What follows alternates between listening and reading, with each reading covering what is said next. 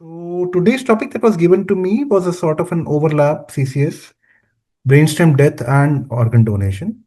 So I've tried to kept it as a free flow and touch upon certain relevant points wherever required. Probably touch upon the atypicalities wherein they may be required. At the end of it all, we'll be doing a 20 MCQ words session, which will probably help you out as well. People who have been associated earlier with the course have seen those MCQs when I did the transplant section. And let's see, as we move further, there may be certain further questions. Okay. So this is the first case we need. You've got a 28-year-old male with polytrauma and extensive maxillofacial fractures who gets intubated after a road traffic accident. The CT brain which shows diffuse cerebral edema with tonsillar herniation. Now, this guy has got no brainstem reflexes, but there's severe facial disruption, which actually makes corneal and oculocephalic testing unreliable. So, this is the first question, what is the most appropriate next step to confirm brain death? Anybody? You can put it in the chat box. Okay. Anybody else? I see totally many more people.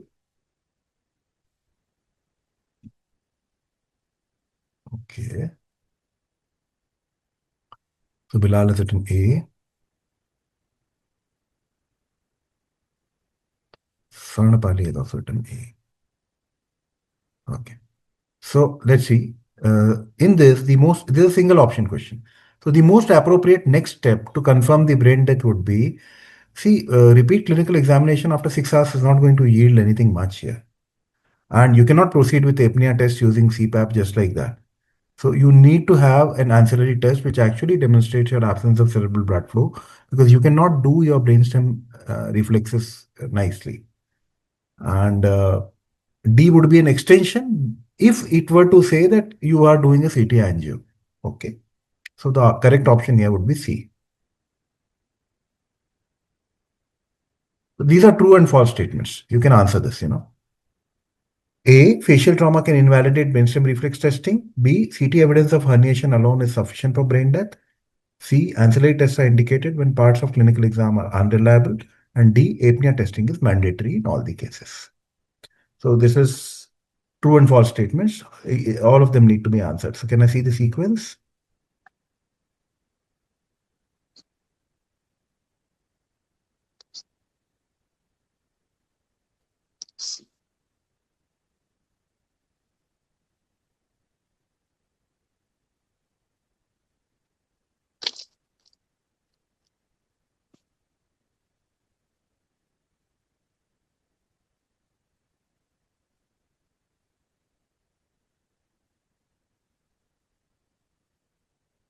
Are they so tough?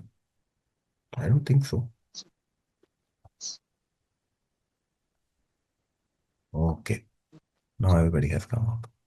Right. So the answer says true, false, true, false. Facial trauma can invalidate brainstem reflex testing. That is correct. CT evidence of herniation alone is not sufficient for brain death. That is false. Ancillary tests are indeed indicated when parts of clinical examination are unreliable. True. D, apnea testing cannot be mandatory in all cases when you cannot do, if you've done your ancillary test in the form of maybe a CT angio or maybe in certain cases going in for TCD, then maybe apnea testing is not mandatory in all those cases. Okay.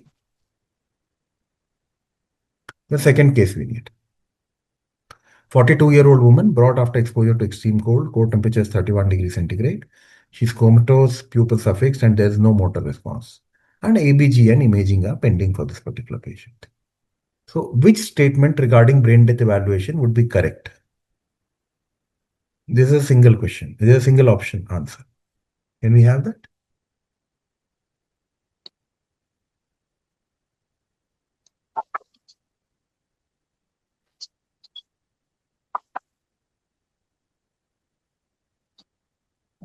Correct. I think most of you have got it correct that way. Answer is indeed B. In all of this, hypothermia is a reversible cause that should be corrected.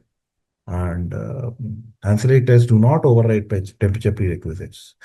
And EEG silence again is not a confirmatory test. So correct option is B. Okay, back to true false statements.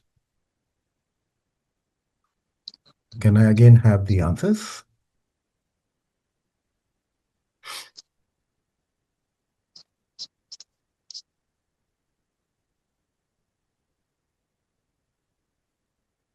Okay.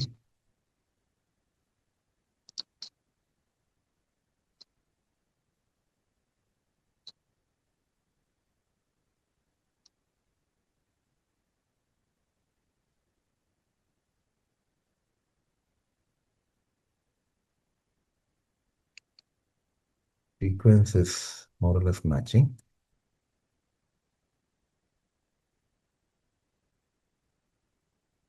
So the answers are basically TTFT. Both the people have got it correct.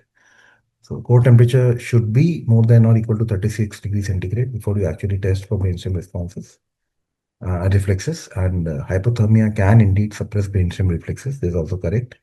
EEG is actually unreliable in hypothermia. It is not reliable. And again, not dead until warm and dead. That is correct. That's a correct statement to make. This is the third case we need.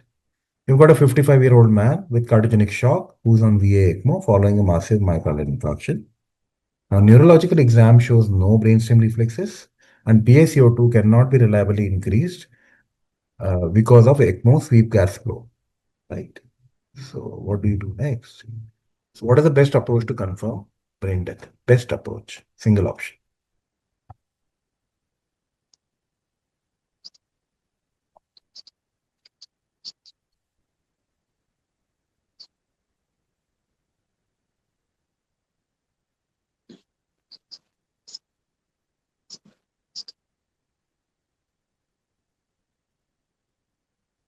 Okay, I guess everybody is getting it right that way.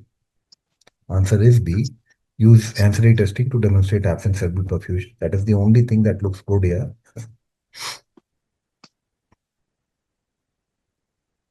So this is the next part. True, false questions.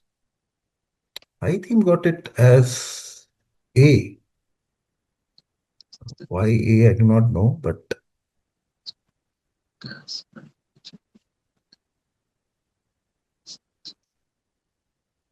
this is true, false.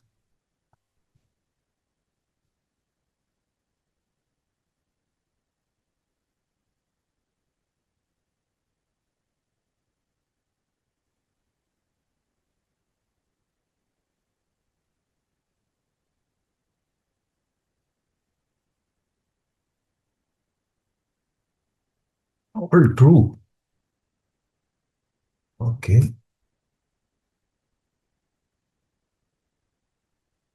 TTFT. Okay.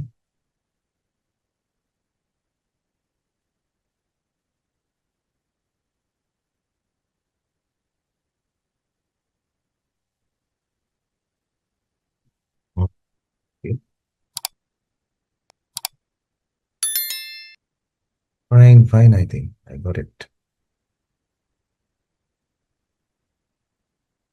So, the correct answer is indeed TTFT. And the only false statement here is that ECMO is a contraindication to brain death declaration. It is not so. Actually, if we go through the previous question, it was obvious that this is the one that doesn't fit in, so to say. Rest of the things are fine. Cerebral angiography, yes. If you do not know radionuclide flow studies, even then cerebral angiography is something that most of you know.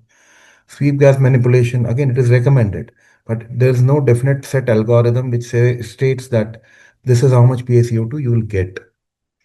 Apnea testing is technically difficult on ECMO. That's correct.